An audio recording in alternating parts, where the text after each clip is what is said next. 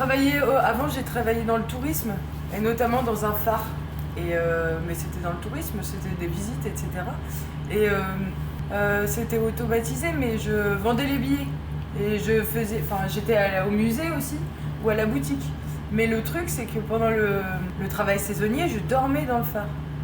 Donc pas en haut, hein, mais sur les côtés. Et donc c'est génial. Et c'est ma première approche de la mer.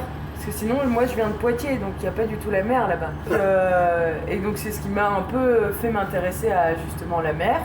Et j'étais dans une période de ma vie où j'avais envie de faire quelque chose qui avait du sens. Et le bénévolat, il faut gagner quand même des sous pour vivre. Et donc j'ai fait une saison sur les bus de mer à La Rochelle.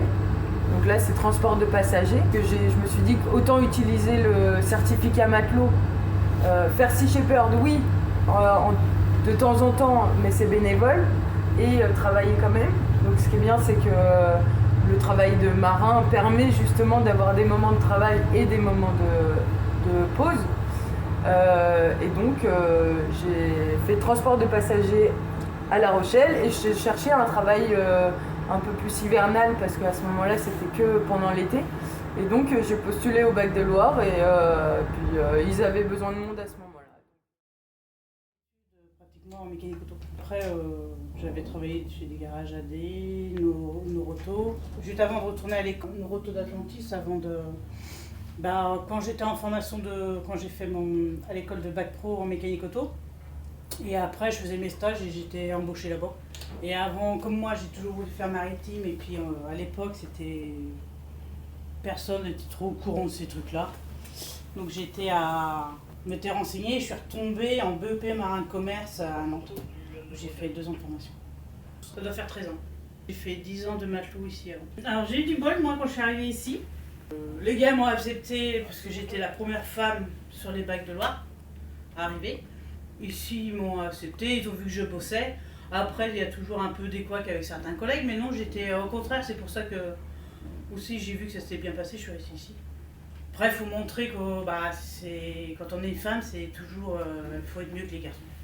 Il faut montrer au niveau boulot qu'on est capable et tout, parce qu'il y a toujours des réflexions, mais non, franchement, c'est justement, en plus avec les anciens qu'on avait ici quand je suis arrivée, les loustiques là, en fin de compte, ils étaient adorables, et non, ils ont super accepté, ils ont vu que, au contraire, même quand j'étais matelot, quand j'ai voulu être capitaine, même ceux qui avaient l'air plus rêches, ils disaient vas-y, de toute façon, on ne fait pas comme les anciens, là, essaye. Et puis j'ai essayé. Moi, je suis capitaine depuis 2008. 2008, ouais. Et avant, j'étais matelot, durant 13 ans avant. Matelot, j'ai fait Brittany Ferry, j'ai fait bateau à passagers, j'ai fait la pêche. Un petit peu tout, quoi. Voyage en Afrique, c'était capitaine. J'ai travaillé 10 ans en Afrique de l'Ouest, entre le Cameroun et l'Angola. C'est 2 métiers complètement différents. Et même dans le métier du transport, en marine marchande, il y a plusieurs métiers différents. Il y a les travaux maritimes, il y a les passagers, il y a c'est de l'endurance. Il faut éviter la routine parce que c'est là que les accidents arrivent. Lola et Île du Mai, ce sont ce qu'on appelle des sister ships. C'est la même chose. Et la différence avec celui-là, c'est l'année de construction. 77 ou 78, je crois. Et avant, c'était François II. Et celui-là, on arrive à mettre 18 véhicules s'ils ne sont pas trop beaux. Donc la routine ici, ici c'est la routine. C'est pour ça qu'en fait, je pense qu'ici c'est bien pour une fin de carrière. Quand on a déjà vécu avant, qu'on a fait plein de choses avant et qu'on veut se poser un peu parce qu'on veut arrêter de courir. Et c'est sûr que pour des jeunes capitaines, à moins d'être passionnés, ça va pas être facile. Une fois, j'ai remonté la Seine jusqu'à Paris avec un bateau. Après, ce qui est intéressant ici, c'est les changements de courant, les hauteurs de la marée qui monte, qui descend, les courants qui changent en permanence. Donc, on doit souvent un moment, on va dire, sérieux. Oui, c'est sûr, ça coûte très cher, mais ça permet aussi d'avoir des bateaux qui peuvent travailler en toute sécurité, qui ne sont pas arrêtés parce qu'ils ont des pannes quelconques. De continuer le service public, on va dire ici, pour ailleurs, les travaux maritimes, par rapport au pont de Cheviré. Ça permet aussi d'avoir quelque chose entre Cheviré et le pont de Saint-Nazaire pour traverser. C'est un vrai service public, c'est vrai que ça rend vraiment service à des gens.